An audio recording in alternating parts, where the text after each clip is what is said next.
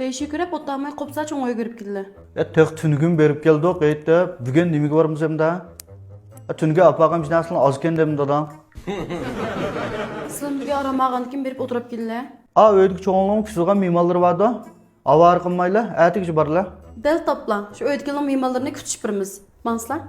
Tünüge eyk dep unumağan konuma, yel yemiş aldığan onuğa koydum jina ağızdan. Şuda padık. Aç koyunun göşüde şorp seppäsə, bir epti miman kəsim yetida. Ojo ma gepne. Onçuna qıp koysa nim bulap da. Soğuk göşün taşlap koysa, bizdem de pişida. Sınlın ba, inığının aylı ba, aşıl gardemlesi buluda. Tünügün kembede akça şula, digen kile. Şoň berip gille dätime. Tünügün berip insanlarım bilen görüşemigen, bugün görüşep gille. İni sınırlarımның baldırga berip eğitik koyaslar degen oňda ba. Jep qaqbaş neme eken säliken. Bu dige eýitniň yarışyky. Baqa, tünügün koydum jina ağaç bardyk, bugün basakmak 40 kol baglypmaýdy akçan. Neme ağaç barmaz?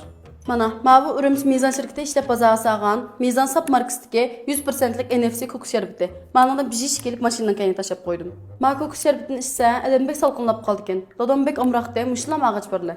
Bir işek azolap kalıda üç iş gelip valla. Babamız dadan zoolap kurkutlap, tas kalıda öpküsünü tükürüp ağla.